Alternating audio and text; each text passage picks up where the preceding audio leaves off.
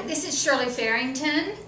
For most of you that watch my videos, you know that I'm a real estate agent and I work with rentals, lease purchases, lease with the right to purchase. Of course, I sell houses also. When I work with investors, they buy through me and then I help them get their house ready for rent and oversee the project. If they're out of state and they can't do it, I do that. And then I place tenants in there. I do the screening and everything to get the tenants into the house, get qualified tenants in the house. Have a good record too. Out of 25 years, never had to evict anyone. And it's all about pre-screening them and getting the right ones in so that doesn't happen. That's not to say that sometimes people have to break a lease.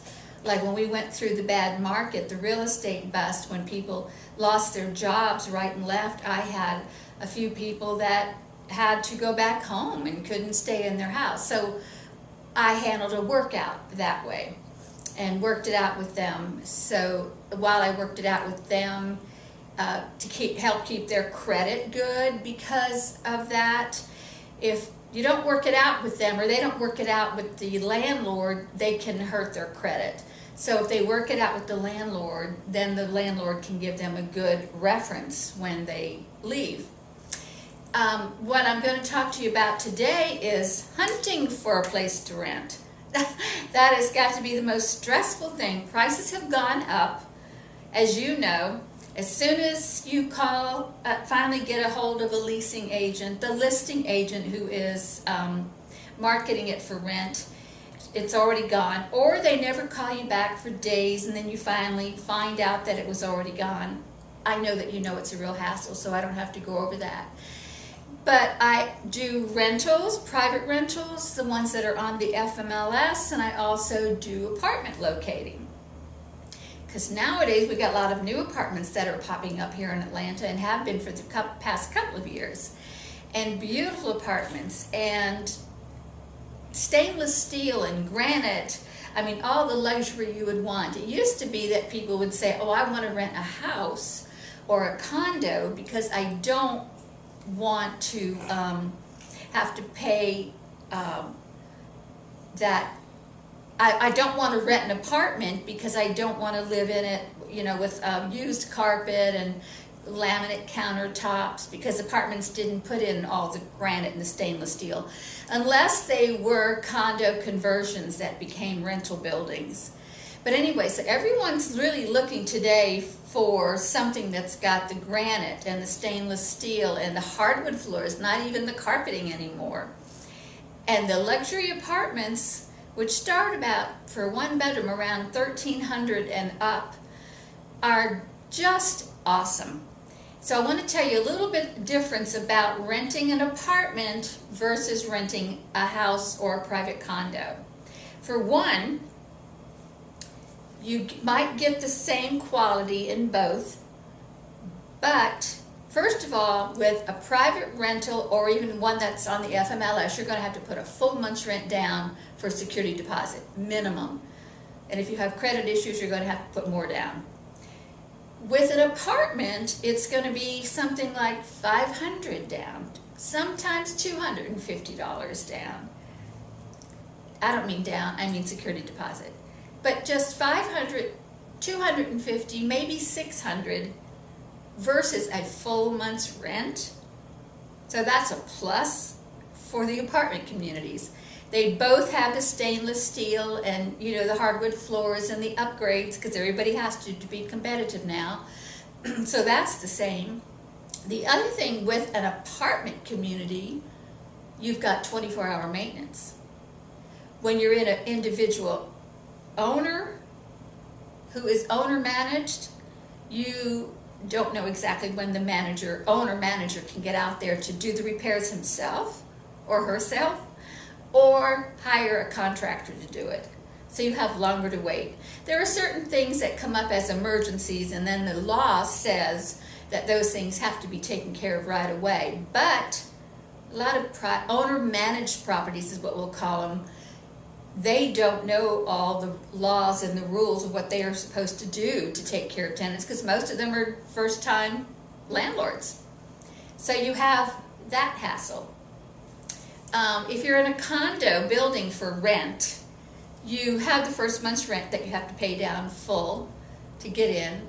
You do have to handle hassle of the maintenance like we just talked about.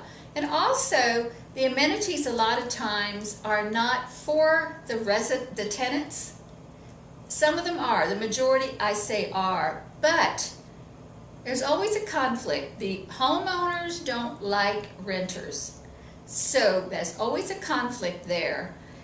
If the building is mostly owner occupied, they are going to resent you even living there. They're going to resent you using their facilities. They just may shun you a little bit. I'm not saying there's anything going wrong, but they just aren't, going to be very nice to you. In an apartment community, everybody's a renter. So everybody just likes everybody, and it's a social thing. You have more social advantages when you live in an apartment community than you do in a condo, because there's no events that they have in the condos. If there are, they're just for the owners who pay the HOA fee. So you don't have those activities that you get into apartment when you're in apartment buildings. So there's a lot to be said these days. Pluses, like 3 pluses, more for an apartment community than there are for private condo rentals or house rentals. It's lifestyle. It's how you want to live your life, of course. But I'm doing both. I can do both because I'm a licensed real estate agent, so I can do both. You have a lot of apartment locators out there that are not licensed, and if they're not under a broker, they don't have to be licensed. And you've got some issues there that you're going to have to be careful about. Somebody who's licensed is professional, actually, and if they have the experience behind them with the apartment management and the apartment locating, then they can be a plus to you. If they don't have that experience behind them as having been on site as an apartment manager, which I used to be, and also an apartment locator for 4 years to 5 years, then they're not going to have that experience either to fall back on, unless they're working for someone who is a experienced property locator who can guide them and coach them what to do. But you won't get the same professional service.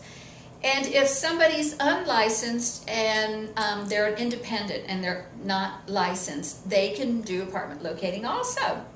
So it's a little side business that you could learn if you want to learn to get into apartment locating. And I do hold a class for that, so you might want to take that. My first one is a free seminar which just tells you all about it so that you can learn more about it and see if it is something you want to do and how you can make money at it. The other one is a workshop which really gives you the instruction. Like I said, if you're an independent, you're not going to have a broker. You're not going to have, and in fact, brokers really don't have anything to do with it. It's somebody who's licensed under a broker that has the experience for it. Well, I shouldn't say that either. There are a couple of great brokers who do or have been apartment locators, and a couple that still are. But anyway, so if you want to learn how to be an apartment locator, I mean, who couldn't use an extra $1,200 a month or $3,000 a month? You can do that with apartment locating. You have to be trained, so you do pay for the workshop, and then if you want ongoing coaching, that's the third thing, and you could even come in under my umbrella at that point or go out and do it on your own. So I hope this was interesting to you today, and look for some more of my posts. And if you want to come to the free seminar about apartment locating, let me know. Shirley Farrington, 678-294-6548. Talk to you later.